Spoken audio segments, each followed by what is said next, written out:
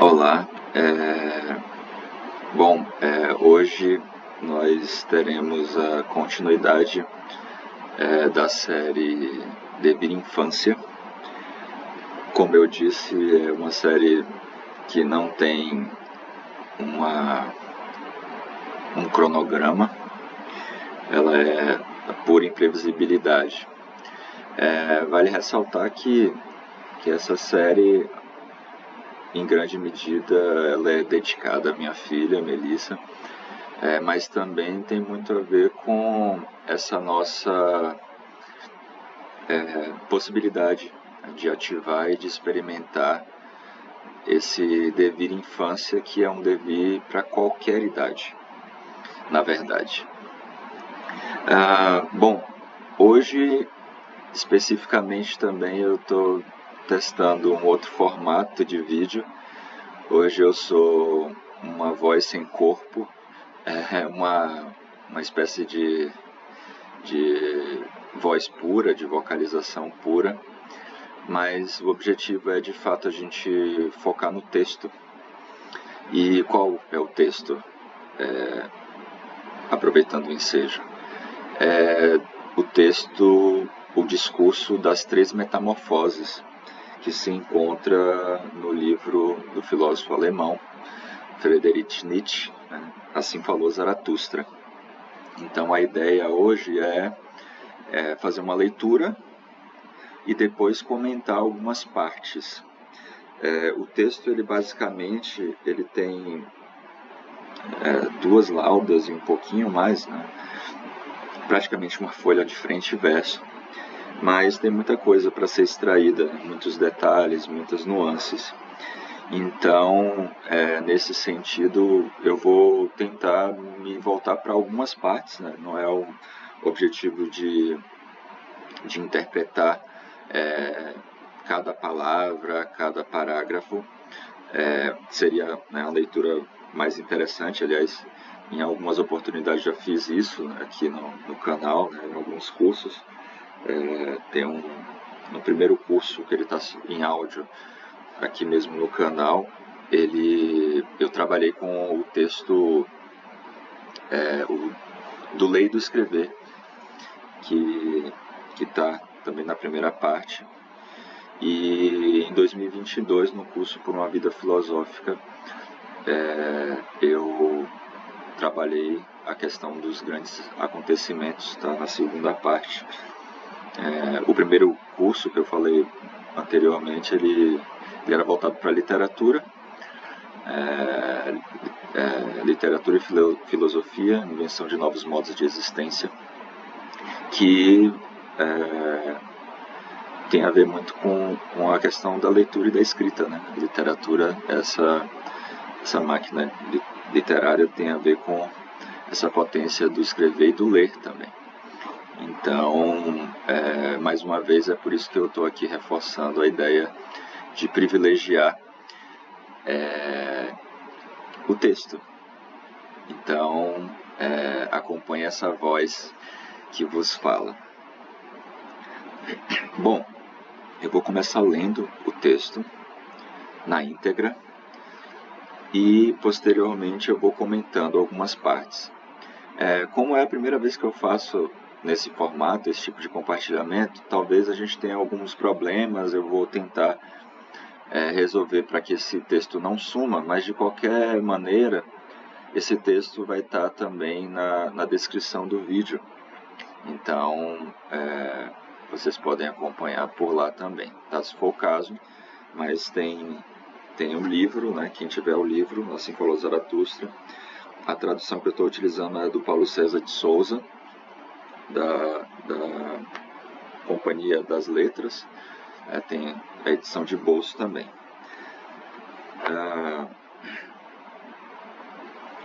Então tá, let's go. Das 3 metamorfoses. 3 metamorfoses do espírito menciono para vós: de como o espírito se torna camelo, o camelo se torna leão, e o leão, por fim, criança. Há muitas coisas pesadas para o espírito, o forte, resistente espírito em que habita a reverência, Sua força requer o pesado, o mais pesado. O que é pesado? Assim pergunta o espírito resistente, e se ajoelha como um camelo e quer ser bem carregado. O que é o mais pesado, ó heróis? Pergunta o espírito resistente, para que eu tome sobre mim e me alegre de minha força. Não é isso? Rebaixar-se a fim de machucar sua altivez? Fazer brilhar sua tolice para zombar de sua sabedoria? Ou é isso? Deixar nossa causa quando ela festeja seu triunfo? Subir aos altos montes a fim de tentar o tentador? Ou é isso? Alimentar-se das bolotas...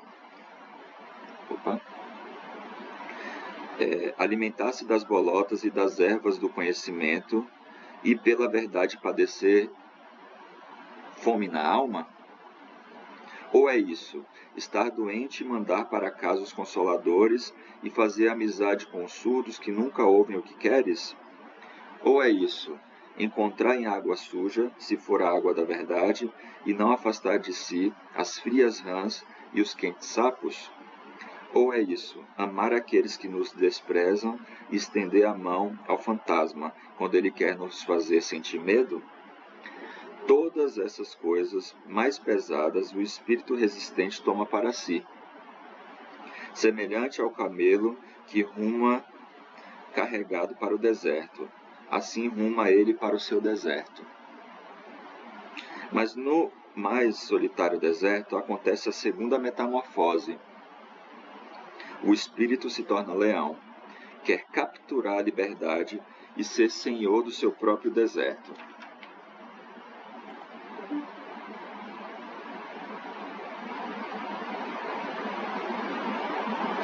Só um minuto aqui que eu diminui um pouco a fonte.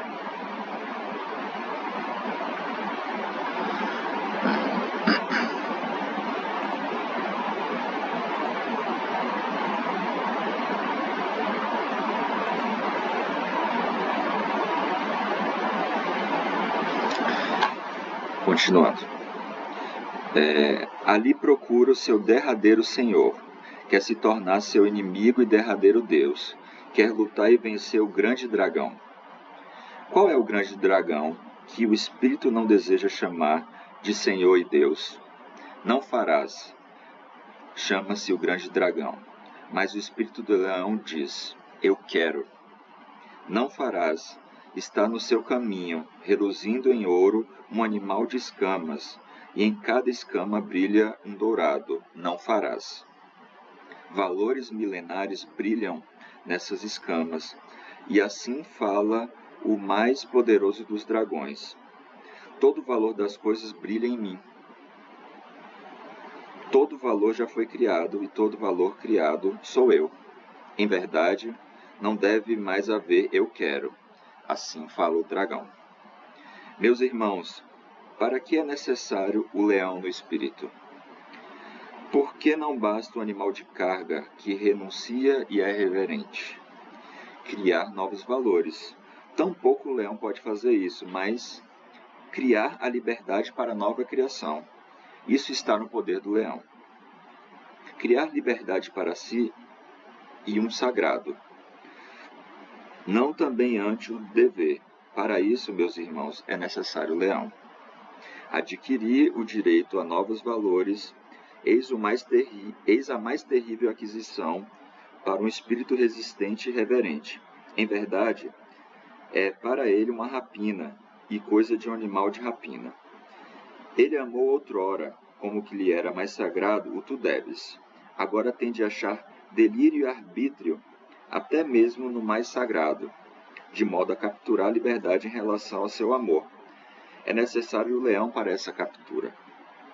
Mas dizei-me, irmãos, que pode fazer a criança que nem o leão pôde fazer? Porque o leão rapace ainda tem de se tornar criança. Inocência é a criança e esquecimento, um novo começo, um jogo. Uma roda a girar sobre si mesma, um primeiro movimento, um sagrado dizer sim. Sim, para o jogo da criação, meus irmãos. É preciso um sagrado dizer sim. O Espírito quer agora sua vontade. O perdido para o mundo conquista o seu mundo. 3 metamorfoses do Espírito eu vos mencionei. Como o Espírito se torna camelo, o camelo se torna leão e o leão, por fim, criança. Assim falou Zaratustra, e nesse tempo ele permanecia na cidade que se chama A Vaca Malhada. Bom, vamos lá. Vou passar por algumas partes, tá? Mas de antemão, assim, esse vídeo ele é bem, como eu posso dizer, assim, ele não segue a mesma sequência de um curso, ele tem uma certa independência, nem sempre há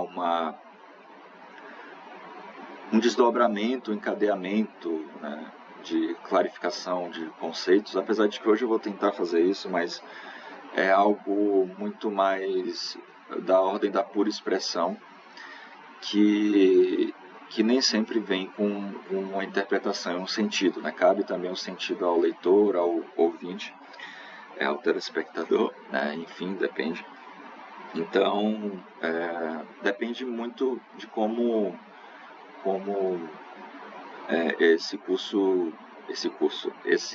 essa série, ela me toca. Então, hoje, basicamente, pensando no Devir Infância, eu me recordei desse discurso. Eu acho que ele é adequado e atinente para a proposta dessa série Devir Infância. Bom, não é um curso sobre o Zaratustra, obviamente, mas o que eu posso dizer é que o Zaratustra, como o próprio Nietzsche diz, é uma espécie de Bíblia do futuro, né? Parece irônico ou até contraditório, mas não é. A gente pode perceber que é um texto cheio de imagens, um texto que faz uso de alegorias, né? Ele dramatiza as ideias, e isso dá uma beleza ao texto, né? E, aliás, talvez um dos textos mais difíceis da filosofia, não só pelo sentido de compreender, mas por conta da efetuação mesmo, né? do ato de encarnar um pensamento e de viver essa filosofia da liberdade, essa filosofia nômade. Então, é nesse sentido que a gente vai se debruçar, né, nessa obra cheia de imagens, de metáforas, que trazem, na verdade, uma nova imagem do pensamento e novas possibilidades para a vida. Talvez seja um anti-evangelho também, tem um anúncio nesse texto. É muito comum nas narrativas teológicas afirmar que há um caminho da redenção, e esse trajeto ele implica na negação de si mesmo, negar-se a si mesmo. Aqui no caso do Zaratustra, tem um caminho, tem uma conversão, mas é uma conversão de si. É um caminho para tornar-se aquilo que tu és, né? Como diria Píndaro, né, que o Nietzsche cita no Étion. É uma superação de si. É essa ponte, né, entre o homem e o além do homem, ou super-homem, como é traduzido em algumas obras. Então, o Zaratustra é aquele que né, faz, como se fosse um profeta, aqui no caso. É um profeta que ajuda nessa passagem, esse caminho que tem a ver com as metamorfoses do espírito. Então, o que seria o espírito, né, nessa condição aqui do texto? Ele tem a ver com um princípio, uma atividade da qual, né, envolve a nossa saúde, a nossa vida, a condição da nossa afetiva. Tem a ver muito com essa capacidade de estar no mundo, né, de produzir sentido e valor ou não, depende muito, mas em linhas gerais é um caminho, né, que se faz uma superação de si diante desse deserto que nos acomete, né, em vários momentos da vida. Tem muito a ver com a solidão, com o niilismo, até o próprio horizonte da esterilidade. De fato, o Zaratustra ele fala desse processo de conhecimento e de cuidado de si. Se passa, né, por muitos caminhos ao longo das 4 partes do Zaratustra, e esses caminhos eles são necessários serem percorridos, porque tem a ver com esse processo de autognose, autoconhecimento e principalmente de cultivo de si. Então, conhecer a si mesmo, tornar-se aquilo que se é de fato. Então, as metamorfoses implicam em mudanças. A gente vai ver nessa passagem, a gente tem, né, do camelo, depois do leão, depois a criança. Aqui se trata de uma alta escala de intensidade. Essa tensão interior, esse embate de forças, né, que produz modificações.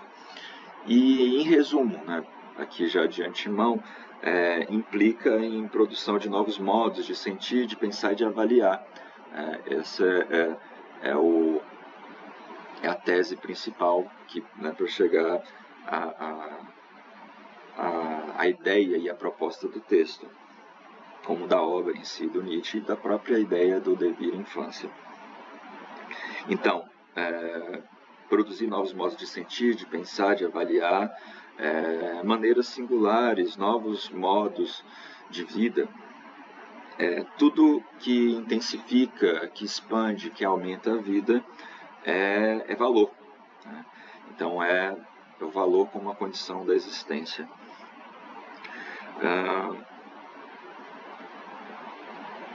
A vida busca se superar, a vida tem a ver com a mudança, né? E além das medidas, né?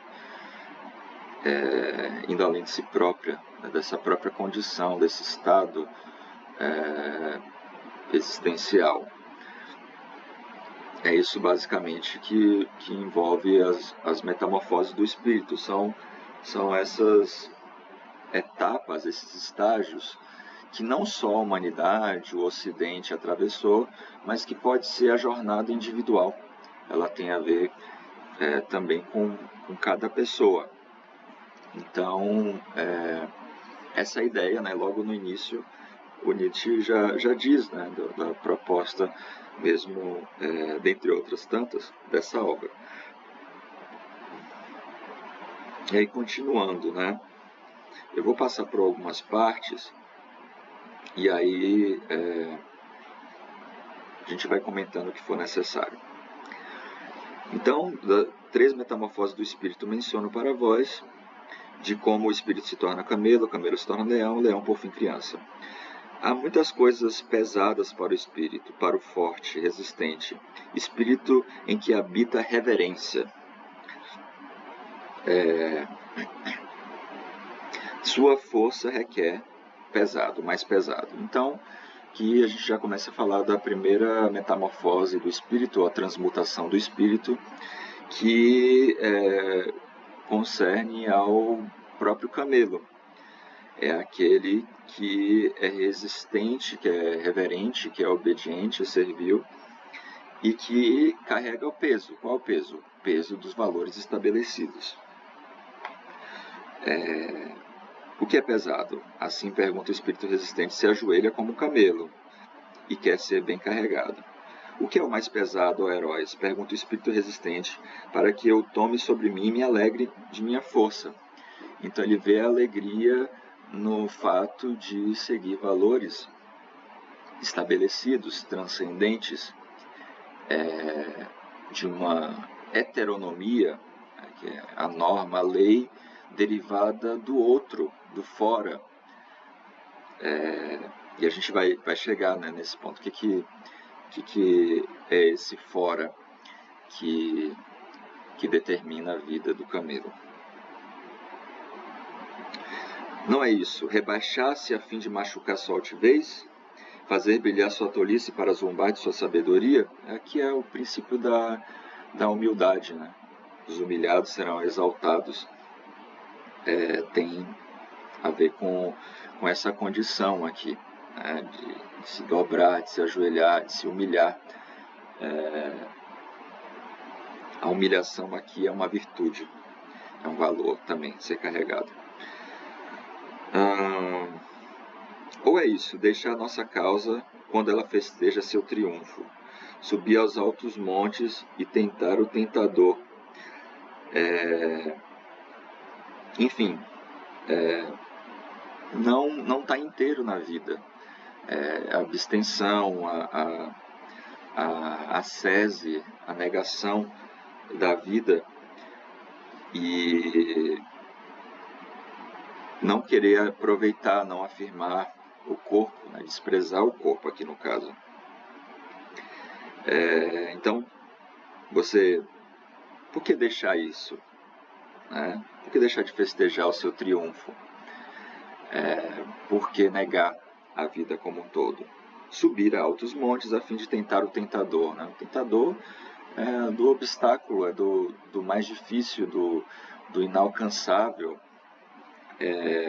de tudo aquilo que pode ser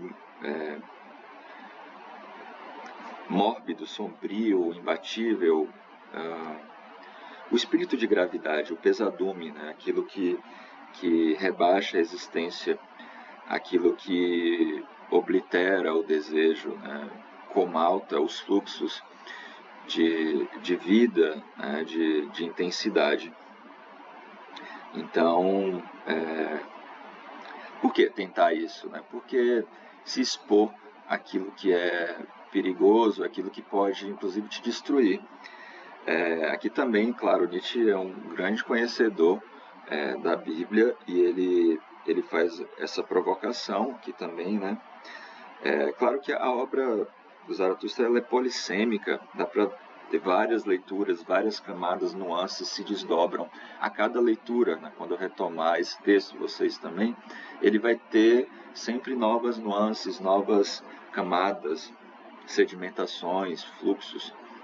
Então é uma obra de fato muito rica, né? Ela é como se ela crescesse pelo meio, é uma grama, né, que cresce pelo meio. Ela vai só se expandindo e se multiplicando. Tá. Ou é isso, alimentar-se. Deixa eu ver se é isso. Tá, ainda voltando aqui a essa ideia do deixar, né, a causa. Enfim, é separar a vida da sua potência, daquilo que ela pode. Não cair em estado de impotência, até de poder, posso dizer assim, mas não afirmar a nossa vitalidade, a nossa intensidade. Então, é aquilo que vai se sedimentando, se territorializando, se tornando sedentário. Ademais, a gente tem aqui a outra parte, ou é isso, ou é isso, alimentar-se das bolotas e da erva do conhecimento e pela verdade padecer fome na alma. Então é uma busca do ideal, né? Daquilo que é uma atitude incessante de busca do inatingível e tem muito a ver a ideia de... Tem uma outra tradução que diz, né? Alimentar-se das bolotas e da grama do conhecimento, como a vaca ou esse animal que carrega, né? Que o camelo também tem esse estômago complexo. Você ali vai ruminando, né? Durante muito tempo você não consegue superar o passado, a gente vai voltar a isso. E em busca dessa verdade transcendente, desses valores estabelecidos, padecer de fome na alma. A gente vai ver posteriormente que isso não alimenta a alma. Ou é isso, estar doente e mandar para casa os consoladores e fazer amizade com os surdos que nunca ouvem o que querem. Enfim, é você não buscar a saúde, né? Buscar o perigo, a impotência, a fraqueza, e fazer amizade com os surdos, né? A questão da aliança aqui é importante. Tem situações, relações que são infrutíferas necessariamente. Então, por que perder tempo com isso? Tem outro fragmento que ele fala das moscas do mercado. Por que perder tempo ou falar para quem não quer te ouvir? Eu imagino que quem está aqui queira ouvir, no caso, né? Ouvir o que falou Zaratustra. Mas quem não quer ouvir não quer e não pode, enfim. Então, para que perder tempo com isso? Aqui a questão do Nietzsche ela é extremamente interessante porque tem a ver com o que a gente faz com a nossa vida, onde a gente investe tempo. E o termo é investir mesmo, um termo que foi capturado pelo capitalismo, mas tem vários tipos de investimento, de um interesse interessante e de um interesse interesseiro, né? Cada um faz suas opções de vida. Tá. Ou é isso, entrar em água suja se for água da verdade e não afastar de si as rãs frias e os quentes sábios, e os quentes sapos. É a atitude mesmo de teológico, cristã, moralista, de se submeter ao sofrimento, aos contratempos, como se a dificuldade, o sofrimento tivesse essa função de expurgar e de te levar à verdade também. É tudo pela verdade. É a negação dessa vida em prol de uma outra vida e de uma verdade. Enfim. Aí, seguindo aqui o texto, ou é isso, amar aqueles que nos desprezam, estender a mão ao fantasma, quando ele quer nos fazer sentir medo? Então, é desejar o desejo do outro, quando principalmente o outro não quer, não deseja, não viu, não vê e não verá nenhum tipo de importância. Para que perder tempo, né, com esses fantasmas, né, e tudo aquilo que quer produzir medo? Por que aderir ao poder? Por que aderir à obediência, à servidão? Todas essas coisas, mais que pesadas, o espírito resistente toma para si. Semelhante ao camelo que ruma carregado para o deserto, assim ruma ele para o seu deserto. Aqui a gente vai começar a falar do camelo. No mais solitário deserto, acontece a segunda metamorfose. Depois eu chego nisso. Vamos falar do camelo agora. Eu vou me dedicar a falar sobre o camelo. Então, em linhas gerais, né, o que seria esse espírito do camelo? Seria o símbolo paciente que suporta, que carrega essa carga, né, dos valores, principalmente, né, de alguns conhecimentos, mas principalmente dos valores. E, pasmem, ele se orgulha da força para obedecer. É um certo modelo do virtuoso, né? Algumas pessoas que acham que são muito fortes porque elas sabem obedecer. É um espírito que suporta, né? Muito respeitoso, ele se ajoelha, né, para carregar tudo aquilo que é mais pesado e mais difícil, como a gente leu antes, né? Ele quer saber o que é, né? o que é o pesado, ele pergunta. Ele quer saber o que é o mais pesado porque isso é importante para ele, humildemente ele se alegra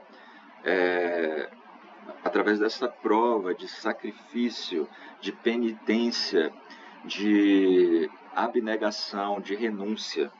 E renúncia do mundo, renúncia de si mesmo.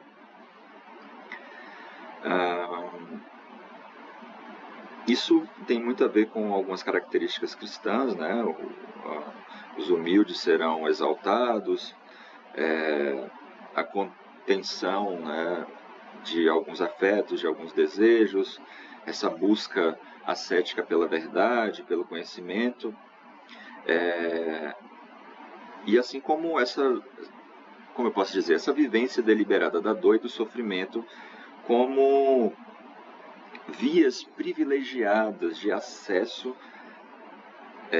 a uma pretensa verdade única, universal. O gesto do camelo é esse, é de resignação, é de ficar de joelhos, né? A vida que se dobra, que se humilha, que se rebaixa, que é puxada para baixo. Ela olha para cima, né? Se humilhando, chegando perto da terra, desse humus, mas não a terra enquanto a zona de fertilidade, né? Mas é essa condição do deserto que é a esterilidade desse espírito que obedece. Então, ele fica de joelhos para obedecer a outrem, basicamente. A figura do camelo, ela expressa a assimilação desmedida de um outro como detentor de um valor. Então, você acredita que o outro tem a verdade, que a verdade está nessas formas transcendentes.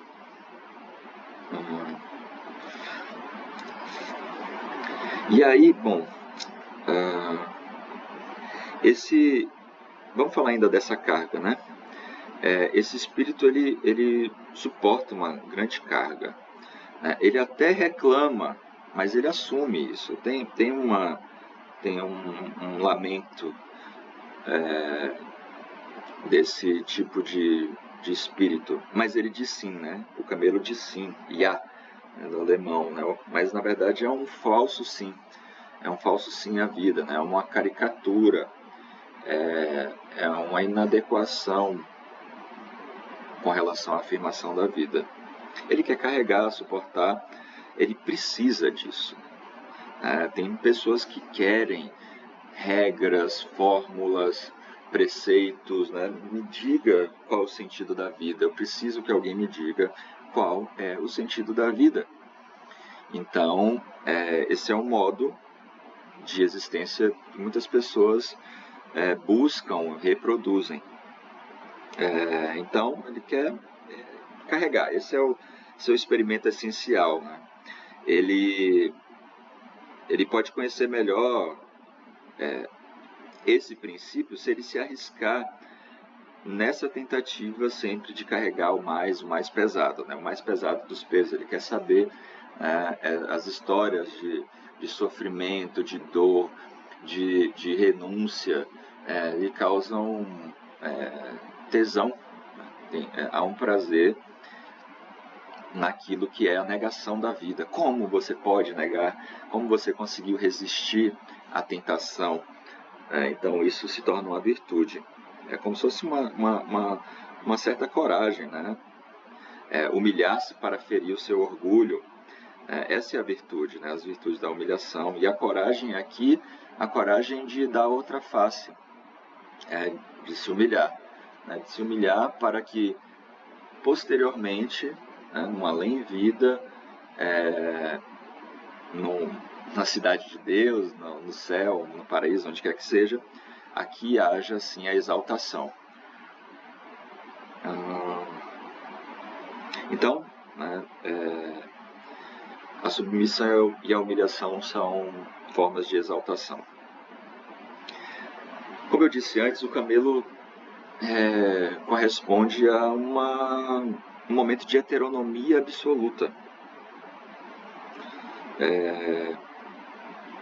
Seguir os valores, as leis, as regras, as formas de vida definidas determinadas, estabelecidas pelo outro.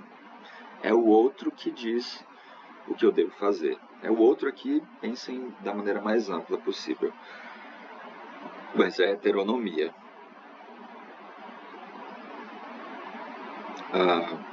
O camelo ele é forte, de fato. Ele consegue carregar muito peso, os valores. Mas é obediente, reverente, servil. Ele suporta, ele respeita, ele é passivo, ele tem uma índole pacífica, resignada. É o resignado. E sente-se, por incrível que pareça, livre porque ele é capaz de seguir ordens. Então essa resistência é sempre condicionada a seguir adiante, né? O camelo que anda no deserto com pouca água, né? e que carrega, né? Aqueles valores que foram colocados nas suas costas, carrega o fardo. Ele é um animal que carrega, que transporta o peso dos valores estabelecidos, a saber, os fardos da educação. Tem uma educação a serviço do Estado, não toda educação é a serviço do Estado, mas em grande medida há uma educação daqueles que servem ao Estado. Muitos filósofos, não todos obviamente, mas os filósofos sedentários estão a serviço do Estado, né? Mas a gente sabe que tem os nômades que invadem o império. Esses valores estabelecidos também consistem no fardo da moral, seja a moral cristã, né, judaico-cristã, seja uma moral humanista, a gente vai alcançar também esse ponto, e também os valores culturais como um todo, né, que produzem essa moral de rebanho, esse espírito gregário.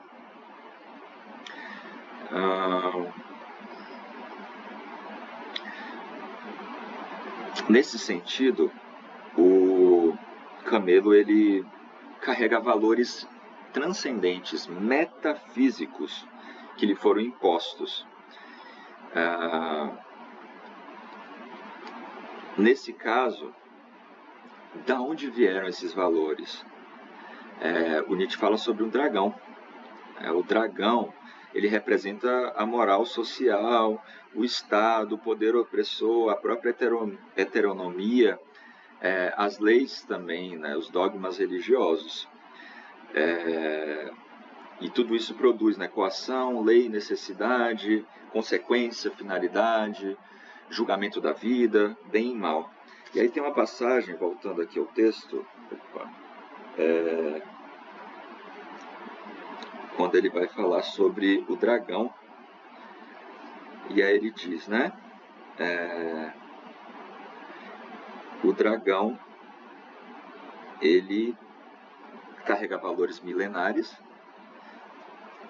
as tábuas, né, dos 10 mandamentos, por exemplo, e ele fala que esses valores brilham nessas escamas. Aqui também o Nietzsche está fazendo alusão ao Leviatã, que aparece na Bíblia, né, esse monstro que aparece na Bíblia, mas que também é o título de uma obra do filósofo Thomas Hobbes. Portanto, Nietzsche aqui faz uma crítica teopolítica. Ele não separa também, né, essa estranha identidade entre Nietzsche e Spinoza, por exemplo, de uma crítica a essa captura desses poderes dentro de uma teopolítica. Então, aqui está tudo junto. Enfim. Mas o camelo ele quer liberdade, pessoal, é importante dizer isso. Ele acha que ele é livre. Porém, isso lhe custa muita dor, muito sofrimento.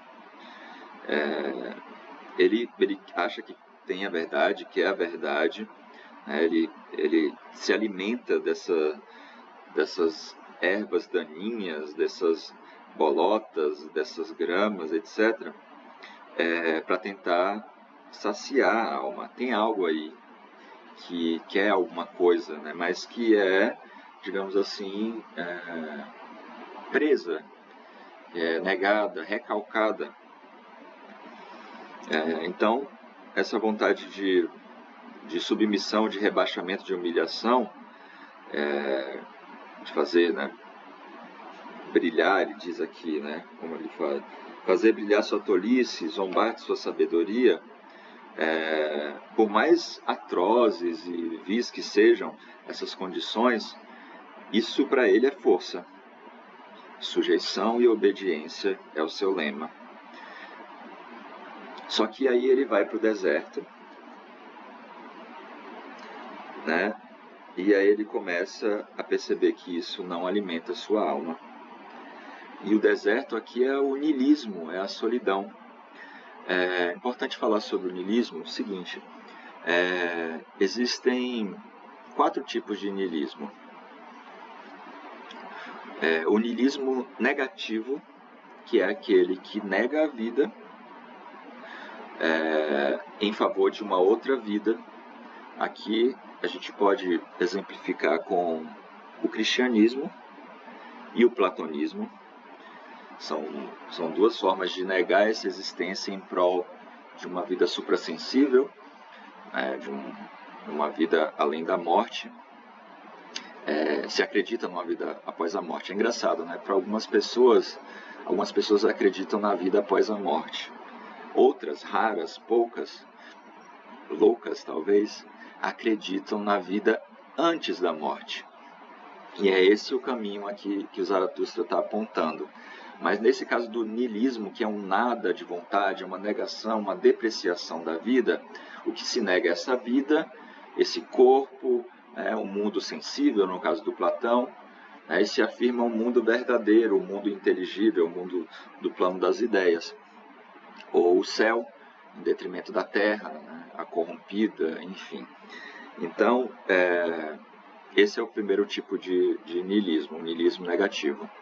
Só que depois, isso tem a ver com a história da humanidade, a gente encontra o niilismo reativo, que é uma reação a esse primeiro niilismo que nega a vida em prol de uma outra existência, de uma outra coisa que não essa vida, e que é, no caso, o niilismo reativo, pautado na razão, na felicidade, no progresso tecnológico, científico, essa figura demasiado humana que emerge aqui e que se torna a medida de todas as coisas.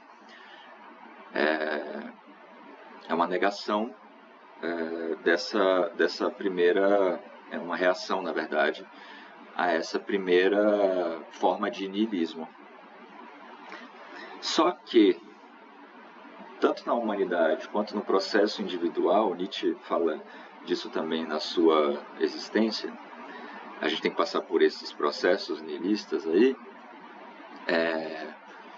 a gente acaba percebendo, isso fica muito claro no século XIX, principalmente no século XX, que todo esse encantamento, toda essa valorização, toda essa sacralização mesmo da produção desse humano, demasiado humano, não foi suficiente para suprimir os anseios da vontade, da alma.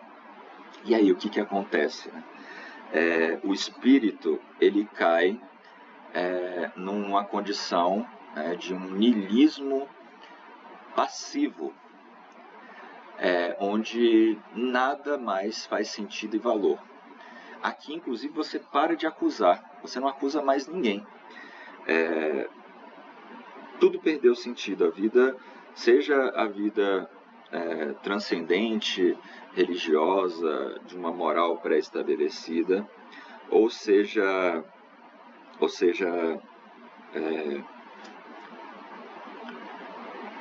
os valores, né, da filosofia, de uma certa filosofia, tá? Que produz paradigmas, modelos.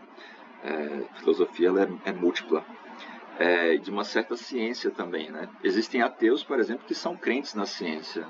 E isso pode ser um limitante, né? Há um moralismo que atravessa, inclusive, muitas pessoas, né, que se consideram ateias, né? O ateísmo em si não é uma produção de uma liberação dessas forças teológico-cristãs, moralistas que prendem a existência ativa, afirmativa. Nesse sentido, então, não há mais valor, não há mais sentido, as coisas acontecem sem origem, sem finalidade. E aí vem o silêncio, a solidão e o vazio de movimento. Né? Por isso que o camelo ele chega no deserto. É o espírito que chega ao deserto e ele se esgota, ele cansa. Para quem tiver mais interesse nesse assunto, então, tem muitas referências, mas tem uma aula aqui no canal do curso Filosofia para o Dia a Dia de 2020, onde eu falo sobre, em algum momento eu falo sobre os 4 perigos que podem assediar o guerreiro. E o mais perigoso dos perigos seria o cansaço, a extenuação, a depressão, a melancolia. Então, é um tema muito atual, porque corresponde a isso. Quando todos os outros valores fracassam, o que me acomete é o grande cansaço. E aí nada mais faz sentido, tudo perdeu sentido, né? Eu desejo o nada, a nada querer.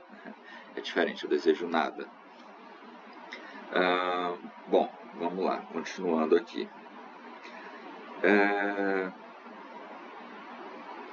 E aí a gente vai chegar, né, o final do texto vai se encaminhar para um 4º tipo de niilismo, que é a negação, né, já tudo isso que ele vai chamar de niilismo ativo. Daqui a pouco a gente chega lá, mas só para não perder o fio da meada.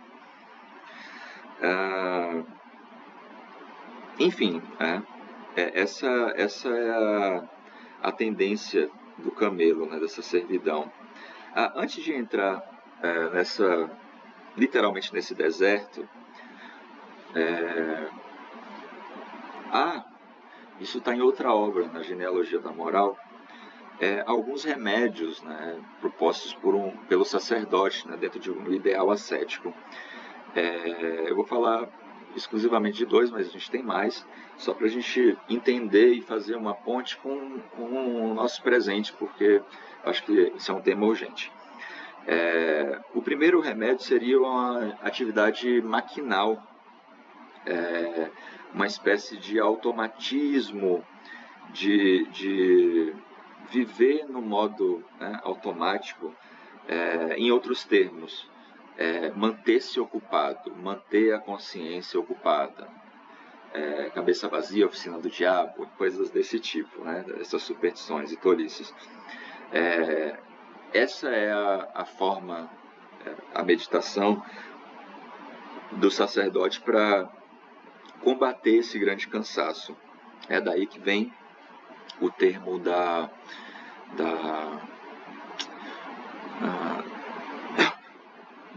no protestantismo,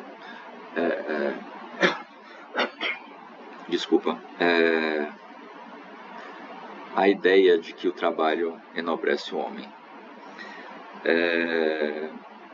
para, no final das contas, se distrair de si mesmo, tornar-se, né, um homem do desconhecimento. Nós homens do conhecimento não nos conhecemos. Também pudera, né? Nunca nos procuramos, é isso que Nietzsche está dizendo aqui. Ele fala isso na Genealogia da Moral, mas cabe aqui. Você se ocupa de outras coisas para não fazer essa dobra, né, autorreflexiva, essa dobra da relação de si para consigo, porque para muitas pessoas isso é insuportável, é extremamente doloroso. E, nesse caso ainda, aproveitando o ensejo, se é insuportável, se é doloroso, é preciso buscar o segundo remédio, que são as doses de alegria. É uma maneira ainda de conservar a vida, né? os modos de existência de maneira triste e impotente. Buscar pequenos prazeres, pequenas compensações, quando uma parte do seu corpo, enfim, é preenchida, né, parcialmente, de maneira não consistente. E aí a gente acaba se igualando aos outros, fazendo o que a maioria faz, seguindo o rebanho, né, esse imã gregário. E, como resultado, a gente tem o esmagamento da nossa singularidade.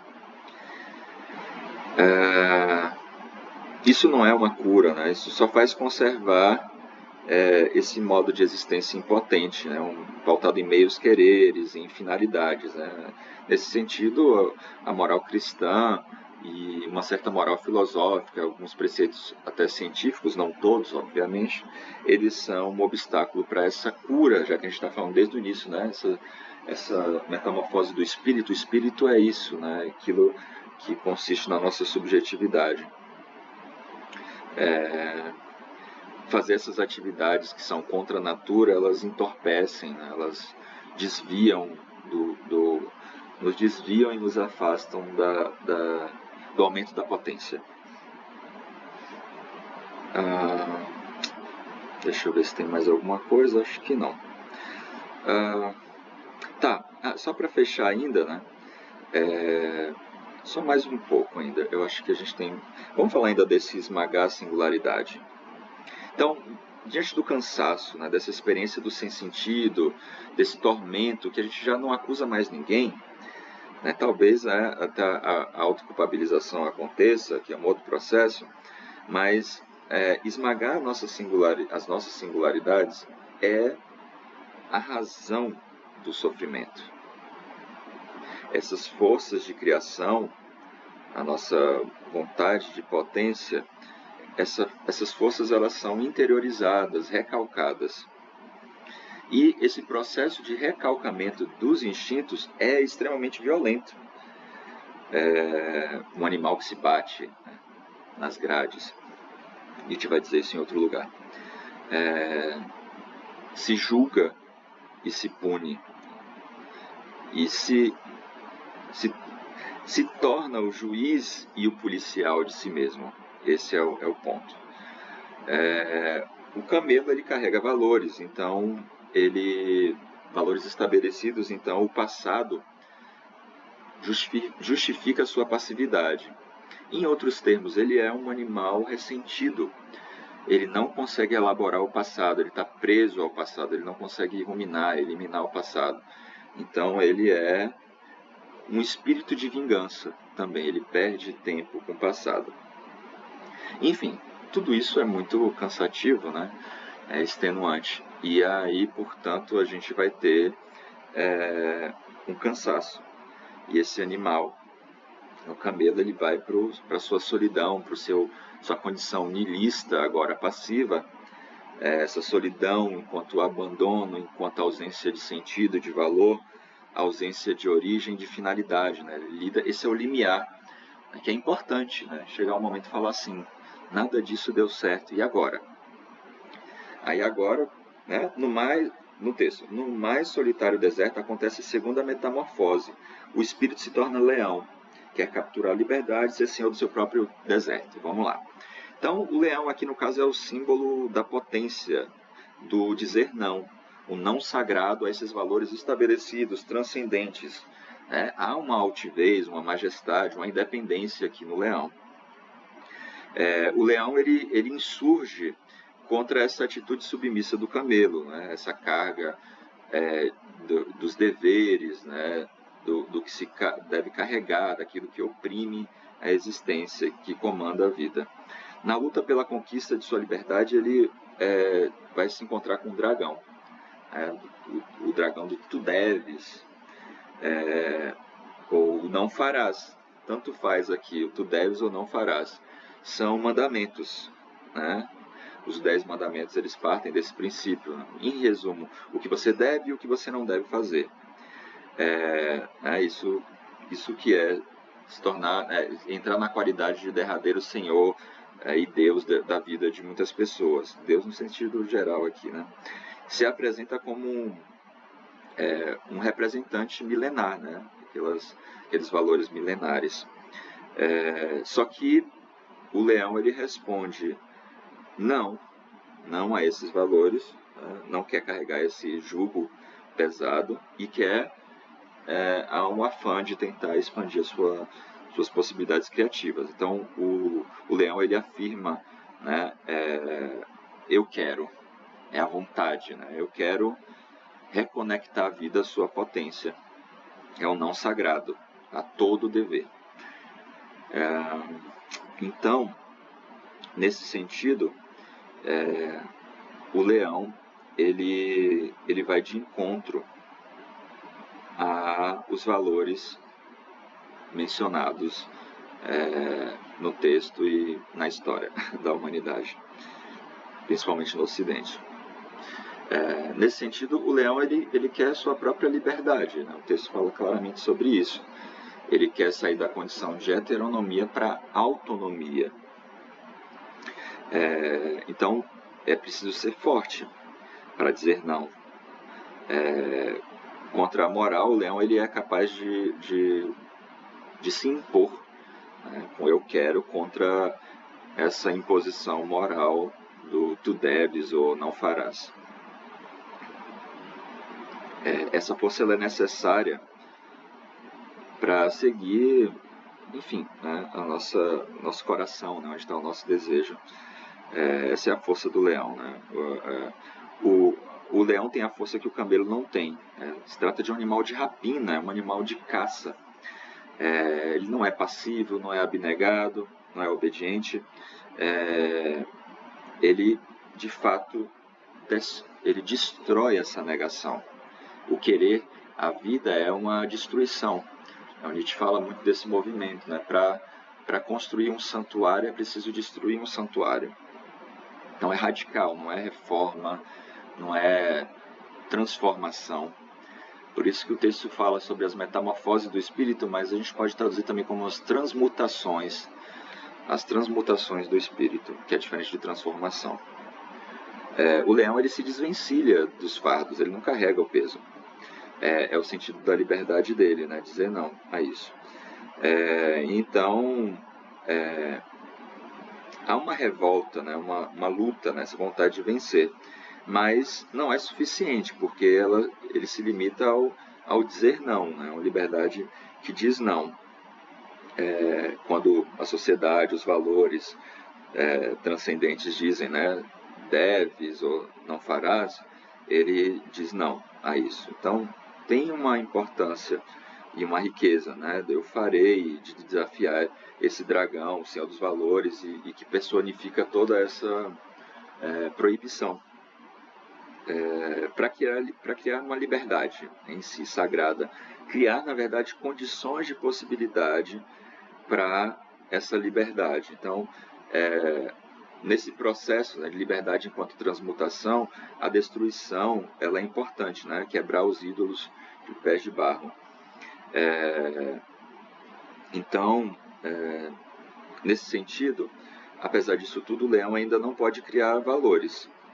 Ele não tem como criar valores. Ele diz não a todo esse niilismo, né? Tanto niilismo negativo, reativo e passivo, mas ele ainda não cria valores. Ele destrói valores estabelecidos, divinos, humanos. Essa é a tarefa, a luta do leão.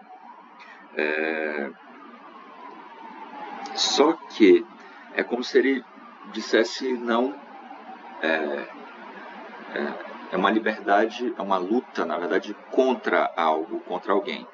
Que, em uma certa medida, é importante, mas não o suficiente. A questão é, você está livre de alguma coisa, né, de uma força que te oprime, etc. Né? A gente pode ver isso em vários segmentos sociais, de universos simbólicos também. Ou você está livre para, aqui é o ponto, né? Livre para. E aí, deixa eu ver se a gente já entra então na última metamorfose. Então, criar novos valores, tampouco o leão pode fazer isso. Ok. Então, Como é que acontece agora, né? O leão, ele precisa dar lugar nessa passagem, essa zona de acontecimento, de modificação de si, agora para a criança. Não mais um livre de quê, que é importante saber, né? Do que conhecer os inimigos, saber o que fugir, o que não aderir. Mas agora a pergunta é, livre para quê? As crianças têm esse traço, né, de uma espécie de anarquia coroada por natureza, de produção de novos valores, novos modos de vida, novas maneiras de se relacionar. Está chegando aqui, né, ao suprassumo do texto, que tem atinência com a série Devida Infância. A criança não segue valores, não tem um juiz que determina, né? Talvez ela seja o próprio juiz, não sei se essa é a melhor imagem, mas ela é artista de si mesma. Ela é um deus, né? A criança é um deus. Para quem a vida não precisa de justificativa, ela não precisa ser justificada.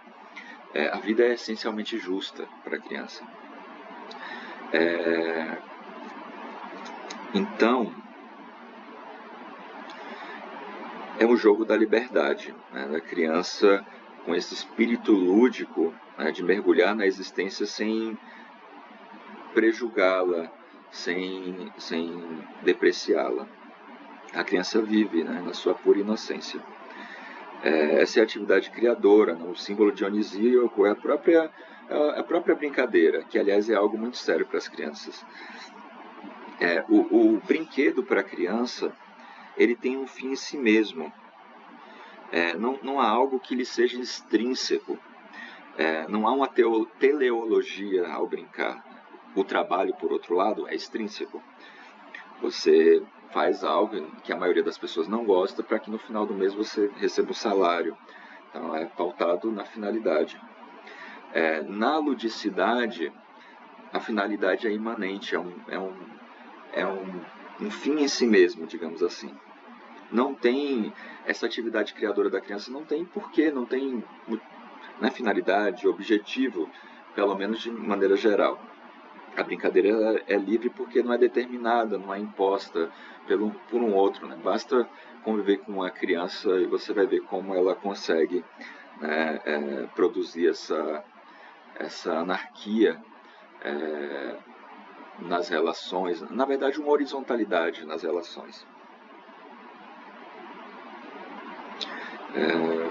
A criança é inocente, né? Ela é criadora, né? Criança, criação. Não é à toa que essas palavras são semelhantes. O sim da criança não é como o sim do camelo, é um sim genuíno, é um sim de afirmação da vida que não quer carregar valores. Então, essa afirmação aqui consiste em liberar a vida, descarregar, desobstruir aquilo que impede a efetuação das nossas potências, torna a vida mais leve. A criança é leve, né? Roda que gira sobre si mesma, não carrega o peso dos valores, cria novos valores. Isso é importante, né? Os valores são perecíveis, é preciso criar novos valores, porque esses valores antigos, milenares, eles com certeza caducam. Então, ainda já chegamos no final, tá, gente? Mas ainda pensando essa metamorfose, né? É um novo começo. A criança é, né, sincera, inocente. E é isso, né, essa inocência, no sentido mais qualificado da palavra, que a gente quer valorizar aqui, né? Talvez resgatar, enfim. Esse espírito que outrora amou essa devoção, esses valores, viu que esses valores eram limitados e pela paixão, pelo afã de vida, negou, destruiu esses preceitos, esses valores transcendentes e criou as condições de possibilidade para a afirmação da vida, para o devir ativo, para o niilismo ativo. A inocência do vir a ser, do devir. Então, sempre novos começos, a vida é inaugural para a criança. A criança ela é inocente porque não tem culpa, ela não justifica a existência, ela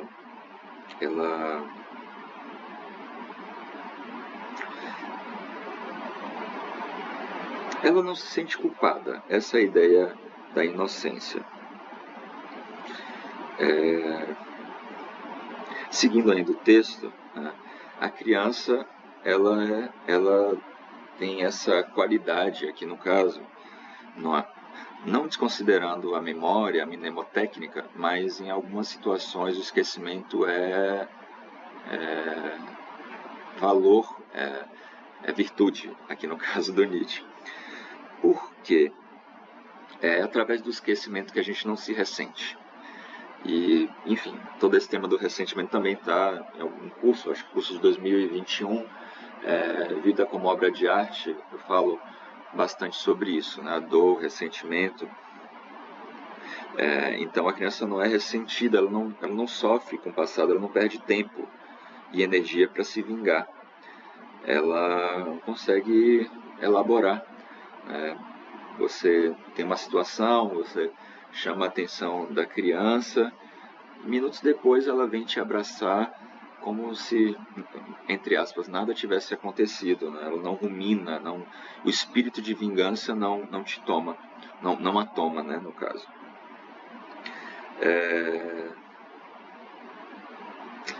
Então, ainda essa... É tudo dança para a criança, a criança em um certo grau ela não está preocupada com o que os outros pensam. Essa inocência é intrínseca também, que a criança carrega. E aí no caso, ela é essa roda que gira por si mesma. A criança dança, a criança é leve. Ela é, portanto, autônoma. Ela é autêntica, ela cria valores. Ela é espontânea, no sentido mais forte, mais rico da palavra aqui. Ela é forte, criadora, e aí a criança é um artista, na ideia de pintar o set, produzir novas maneiras de ser, de andar, de se vestir, de pensar, de desejar, de memorar, de imaginar, novas e singularidades, maneiras dentro da existência. É isso que a criança faz. Tem outros detalhes sobre a vaca malhada, mas não é o mais importante aqui. Coisas simples, que é referência a Buda, mas talvez também a Platão, enfim, mas isso não é o mais importante aqui agora. O que interessa são as 3 metamorfoses, mencionadas aqui no texto. Só a título de assim, um traço didático.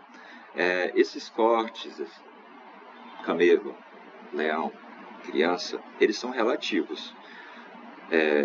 Tem uma mistura aí, claro, o leão está presente no camelo de alguma forma, essa ponte, que é a ideia da força. E a criança está presente no leão. É preciso esse não sagrado para esse sim sagrado. Esse sim que torna o pensamento afirmativo e a vida ativa.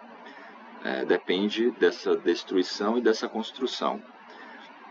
Tornar-se aquilo que tu és partindo desse pressuposto, né, das metamorfoses, das transmutações do espírito, consiste nisso. Né? Não é uma reforma, não é uma transformação, mas é uma transmutação, é radical. Né? Por isso que é uma experiência, aqui por outro lado, né, do silêncio e da solidão na sua condição afirmativa.